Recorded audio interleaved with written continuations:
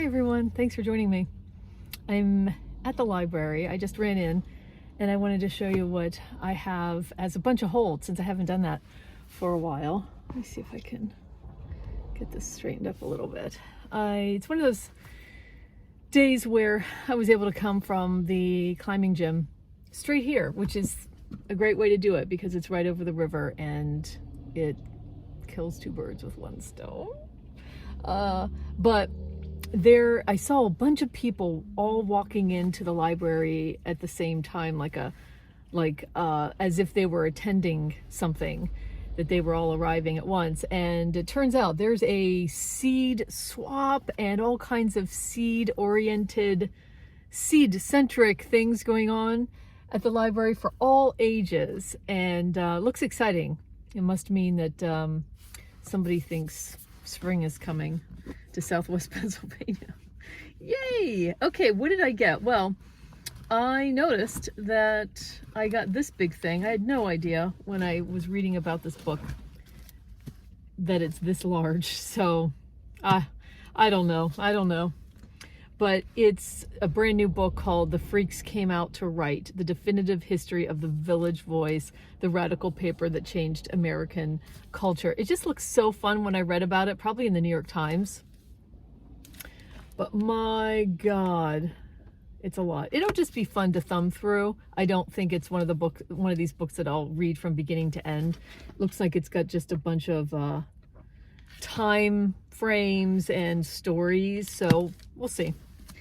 I don't know. And yeah, I picked this up from off the shelf, which is not a good idea when I know I'm picking up holds. Not a good idea. But I had this down as a book I wanted to read at some point in my life, or I wanted to try. I don't know if I'll get to it. But The Love of Singular Men by Victor, I can't see his last name, Victor Heringer, who was born in Rio de Janeiro in 1988, and he sadly, I think, says he took his own life in 2018. He won a lot of prizes for his debut novel, and then this book was shortlisted for some prizes. It looks really good. I know I heard somebody talking about this recently. Who was it? If you're a booktuber and you talked about this recently, please remind us in the comments. Let's see. Oh, yeah.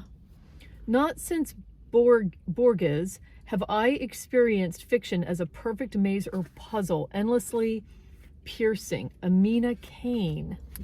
Wow, this is a stunning cover. This is called The Box by Mandy Suzanne Wong, a Bermudian writer of fiction and essays. Her work includes the novel Drafts of a Suicide Note. I saw this somewhere, and it was a book review, I think, that I read. And this is done by Grey Wolf Press. It is beautiful. Let me just read some of the blurb because I forget what this is about. It's a dark and crooked lane in an unnamed city, something. A small white box falls from a coat pocket. It's made of paper strips woven tightly together. There's no apparent way to open it without destroying it. What compels a passing witness, a self-described anthropophobe, to pick up the box and chase after the stranger who dropped it? That's all I know about that. There's a sticker on it, so I couldn't read all of it, but if any of you have this book or you're planning on reading it, let me know. And what else? Oh yeah, I don't know where this comes from. Float Up, Sing Down, Laird Hunt, author of National Book Award finalist Zori. I was going to read Zori first, but here I am with this book. What a delight to spend a day with the inhabitants of Bright Creek, their longings and lusts, their memories. Hunt writes so brilliantly about the quotidian. Float Up, Sing Down is a shimmering, magical book. Huh. He was a finalist for the National Book Award. I don't know. He teaches in the Department of Literary Arts at Brown University and lives in Providence. I don't know where I heard of this book, and I don't know whether I'll get to it, but I have it. I have it for now. And lastly, I'm going to try Marie Ndiaye. Am I saying that right? Author of Three Strong Women. This is the story out of all the stories of hers that I've looked at in the library. This is the one that I was the most interested in trying. Vengeance is Mine. There's a couple booktubers that have read this. I think Cass Krug has read this. The heroine of Marie Ndiaye's new novel is Maître Suzanne, a quiet middle-aged lawyer living a modest existence in Bordeaux, known to all as a consummate and unflappable professional. When Gilles Principal, shows up at her office asking her to defend his wife, who is accused of a horrific crime, Maître Suzanne begins to crack. I think this is a story about someone who's asked to defend a mother who, I don't know, did she kill her children? I don't know. But it's a mystery what really happened. Is she guilty? I think it's something like that. That sounded intriguing to me. I've never tried her, and are people thinking this could be nominated for the Women's Prize? I don't know, because I don't follow that what's eligible, but that's it. That's what I have. So let me know. Marie Ndiaye, the box, this one, The Love of Singular Men. Has anybody read Laird Hunt? And I don't suppose a lot of you are reading this thing, but do you want to? Oh boy. Well, I'm going to drop you in to a reading update. By the time I film that reading update, I will have finished 2 books, classics, that I've been reading for quite a while. One, I've been slow reading for almost a year. I'll drop you into that reading update next. Hi everyone, thanks for joining me. I don't have a microphone down here with me, so this might sound a little echoey in this room. I have finished a couple things. Some longer reads that I wanted to let you know about. I'm really excited about the fact that I've finished Anna Karenina and The Magic Mountain. Do I have it down here? I'm not going to talk about it today, but I will just say I was reading this translation by H.T. Lowe Porter, Helen Lowe Porter. I read about Helen Lowe Porter when I read Kate Briggs's This Little Art, so I know a little bit more about what people eventually thought, or maybe first thought, but eventually thought about her translation of this book. I don't know any better because this is the first one I've ever read, and I loved it. I've got a couple things to talk about, so I want to make sure that I get my thoughts together. I have this version. It's not my favorite version, but I was either at a McNally's in Tennessee, a used bookstore with fantastic prices, or this was a library sale, so I picked it up. This translator, this is QPB Classics, Quality Paperback Classics, and this is the Constance Garnett translation. Again, I don't know anything about the different translations other than just what I've read. I have given you some thoughts off and on as I've been reading this book, but I haven't given an update since like the 550, 600, 650 pages. And this is like, what is it, 860 pages long, something like that. I'm not going to give a synopsis of Anna Karenina. There's plenty of channels that do that really well that you can take a look at as far as like, what is the story about? And I don't want to spoil it. I didn't know anything about the story going in. And all I can say is I remained throughout the story more captivated by the storyline of Kitty and Levin. God, I hope I have this right. Let me look at my notes. Yep, Kitty and Levin, and Darya and Stepan. I think Darya and Stepan are the couple that Anna Karenina visits at the very beginning of the book. An interesting way for the whole book to start off. Suki's now on the table, so it's shaking. So a couple notes about the book when I was like 600 pages in. I loved the part where Levin is going to visit his dying brother who is fatally ill. He's very sick. And Kitty says, I'll go with you. And he doesn't understand why anybody would go. It almost feels like he doesn't consider Kitty able to visit and see someone who is in wretched pain and dying.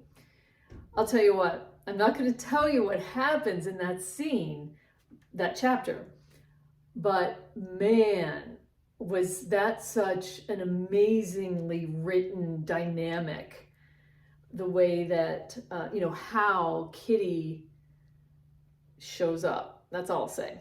I thought that was just beautiful and very realistic too. Like how the most unlikely person in a situation like that will be the person just right for the situation.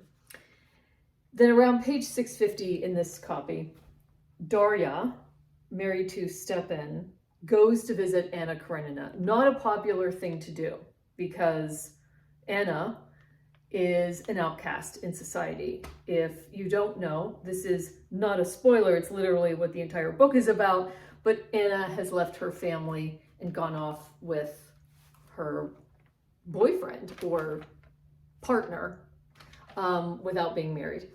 And so it's unpopular in society to go visit Anna, but Darya, her sister, wants to do that. She's closer, maybe this is when she's in Moscow, I forget, but it's a 4-hour journey by horse and carriage.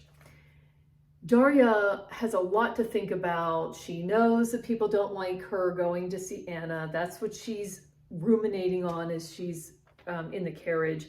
She starts to think about her sister and what her sister's choices are and how difficult that's been. And she just is confounded sometimes by those choices. It's wasn't an easy thing and hasn't been an easy thing for Anna to do, to be separated from her family, to say the least.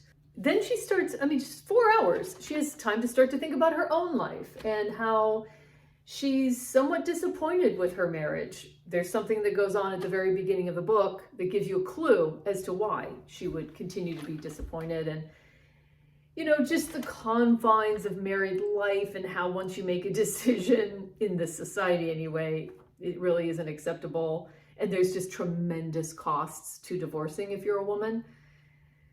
And she's just thinking, man, you know what?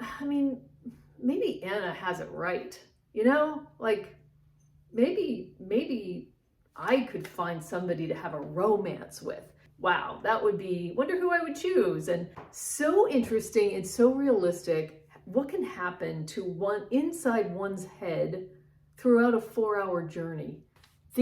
What happens in the end, how the story of Anna and Vronsky and her husband Alexei ends was a surprise to me. I do appreciate the way that Tolstoy writes a mental or psychotic breakdown.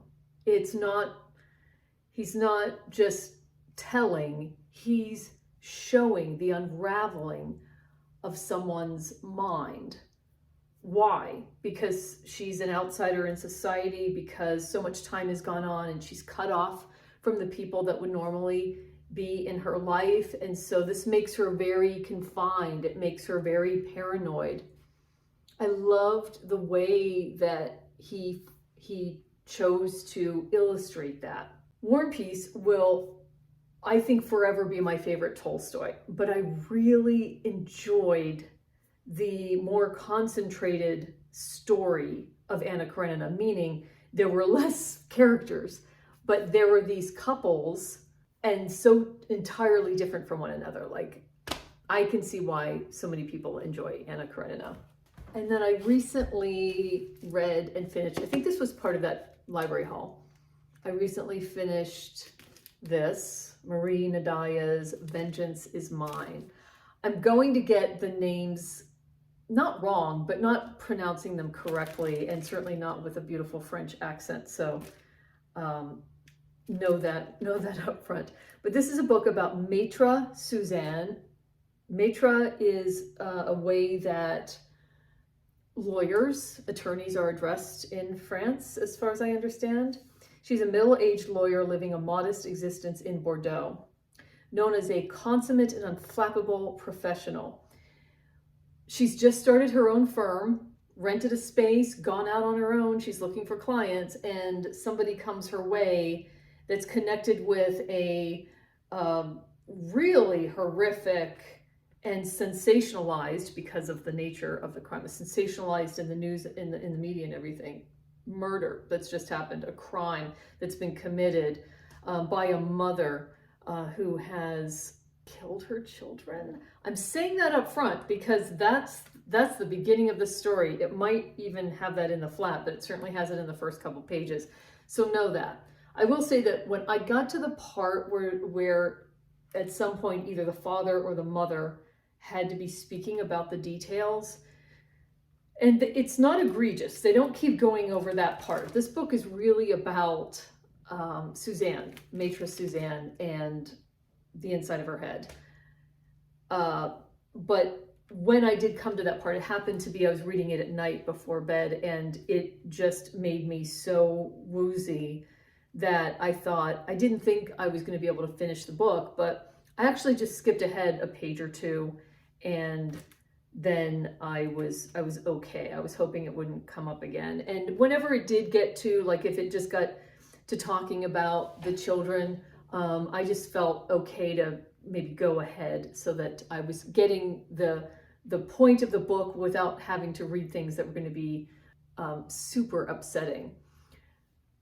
But so the father in this case comes to Maître Suzanne. That's right in the beginning of the book. You know this. His name is Giles Principaux. Again, I'm not pronouncing that, I know, as I should. But he wants her to defend his wife.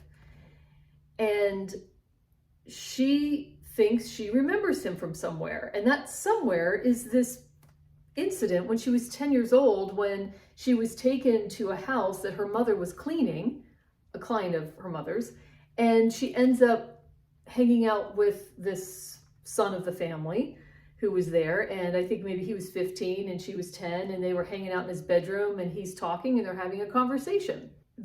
At first, the way that this book is constructed, the way that Marie Ndiaye has written the book, where it's a first-person narrator and sometimes there's exclamation points when she's expressing a thought just to us. That was weird. That's unusual. Like, why all these exclamation points? And then her parents are a part of this story, and her parents are, according to Suzanne, pretty bizarre people. Like, yeah, bizarre. And I thought that was interesting, the way that it's described as just normal ways that moms and dads talk with grown daughters. And then another principal person of this story is Maître Suzanne's housekeeper. She comes and goes, does some cleaning, does some cooking. This is a psychological thriller. I mean, it was a page turner. The sentences are odd. It's written in an odd way. I first thought maybe this is a translator thing, but then I realized I don't think it is. I think it's meant to be this way. And it ends in a way that I'm still thinking about. I'm confused. I need to talk to people about this book because I don't know. It's almost like, you know, the mental breakdown that happens in the Elena Ferrante book, something called Abandonment. What is that? I can't remember the name. But I feel like it's that unspiraling or spiraling, that kind of breakdown happening in a woman who's an attorney and she's functioning in the world day to day. But I don't think you realize that, or maybe you get a sense of it. I didn't get a sense of it until we're well into the book, and then I'm thinking, is this real? What's real? So yeah, it was interesting. I really want to hear other people's thoughts on this. So if you want to leave a comment about your experience without any spoilers, yeah, I would like to hear about that. And as far as what I'm reading, I have a couple things to pick up from the library. What are they? I think one of them is the Megan Nolan's Ordinary Human Feelings. I'm still reading, not still, I've just started reading the long form. So yes, I am still reading it because I'm only like 70 pages in. And it's such a gentle, wonderful place to be inside the house of this woman who's had a baby. And she's in the early days of having this baby. And I don't think we know anything about her yet. But the one thing we do know is the floor plan of her house. I don't know why, we just do. So yeah, it's like taking a breather so far. I'll keep you posted on that. And I did start this Anita Brookner. I mean, after a book like this, I needed something like this. I'm actually going to keep this though, because I have a trip coming up this weekend and I want to take it with me on the trip. I love having an Anita Brookner when I'm traveling, so I'm just slowing this down so I can take it with me. As I said, I want to get some thoughts together about this, but I will just, as a teaser, I will just say to you that just like War and Peace, this is going to be one of the all-time enjoyable reading experiences for me. I didn't want to let these people go. Before I go, I wanted to, by the time that you see this video, I will have gone to a knitting lesson. I've knitted, you know, casually and not well over the years. At some point, I picked up this beautiful little knitting bag, and you put your ball or skein of yarn in there, and I've got these knitting needles. But there's a knitting shop, but yeah, I just want to like knit a scarf or, you know, something. I loved the act of knitting. I'm looking forward to it. Please join in the conversation below about anything that I have talked about. I absolutely love talking to all of you in the comments, as you know. Thanks for being here, and I'll see you on the next one.